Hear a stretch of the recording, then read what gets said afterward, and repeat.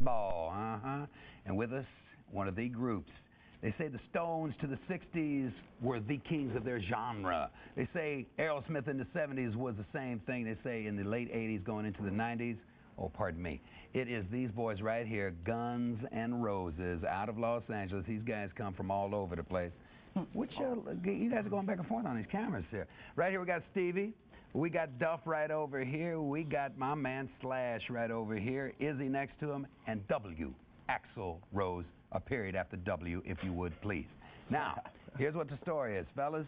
They say you guys are cocky. They say you're insolent. They say, honestly speaking, you guys are a bunch of wackos. Wackos. Now, how you guys feel about that?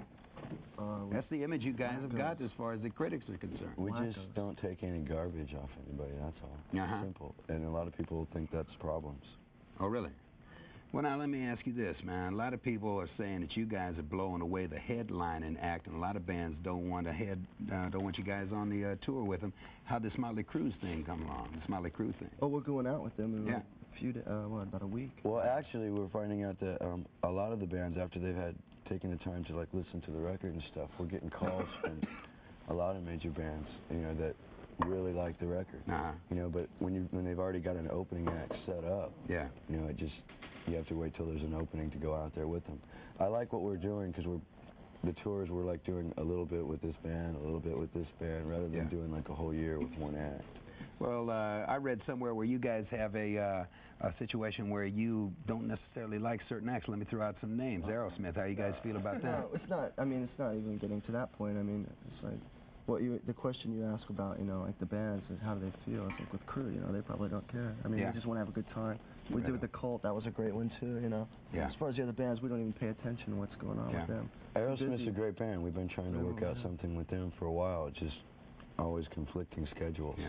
Welcome to the Jungle is the first release off of this new album. We're going to take a look at this clip. What kind of jungle are we talking about here, fellas? Talking about the concrete, the streets, the city, and basically what being exposed to like news and everything else of the city, what it can do to you and how it can affect you. Do you guys have a little problem getting this thing on TV? Yeah, I think so. Seems to have taken a little while, Now that you mention that. Yeah, and there's a few changes been made to this video. We bought actual news footage that had been shown on television from NBC and CBS and ABC. But we had to cut a lot of that out. Well, let's see what the end result is.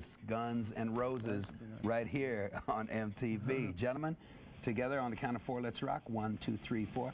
Let's rock. Well, thanks.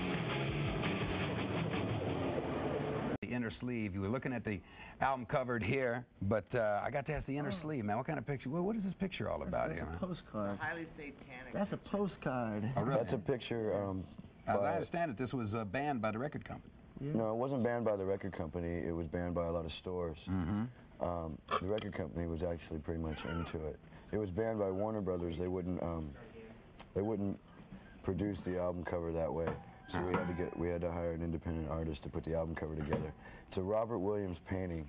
He does a lot of shows here in New York and in LA and all over the world. And it's more of an underground comics artist. That's that painting sold in 1978 for like $10,000. Oh, really? Yeah. No kidding. So now it's worth a lot more.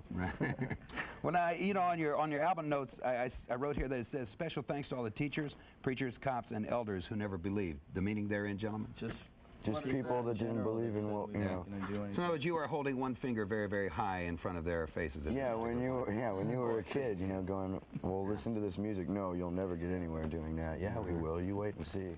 Well, I tell you what, you guys got a good reputation out there on the road, man. I know it was rough the first night out there at the Marquee in England, as I understand it, but you guys are kicking ass right now, huh? Oh, yeah. All the gigs have been... Well, I also hear that... Went from the Marquee to the Odeon there. Yeah. But you guys are kicking ass now, man. I mean, all over the place. You just played at the Ritz last night. No, it's last night because it's Saturday. Where's your head at? Yeah, man. I'm telling you, man, this guy's in another world here. Well, here's what I got to ask, because I understand it. When you guys go, you are very well known. No. You guys, as I understand it, are very well known for your interior decorating capabilities, along with the great rock and roll. 5 degrees. And as I understand, you guys have redecorated many a motel room, and I look at this beautiful facade we have here. All the time. Gentlemen, if I gave you 30 seconds, do you think that...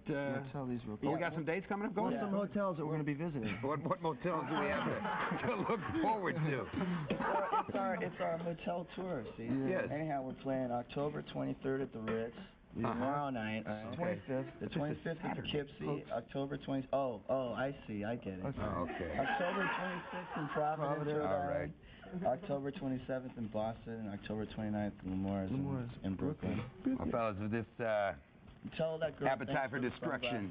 No problem. If appetite for destruction is any indication, you guys are going to destroy a whole lot when it comes to rock and roll. Good luck to you. And I'm going to ask you guys now, I'm going to give you 30 seconds to redecorate this room. On your mark, set, go. Ladies and gentlemen, what we have before us here is redecoration unlike any I've ever seen. Oh, my God. Ladies and gentlemen, you know, it's starting to look a little more like home. These boys have such a touch. They have such a beautiful artistry about them. Oh, I have never in my life ever seen anything done like this. This is a wrecking crew. Unbelievable.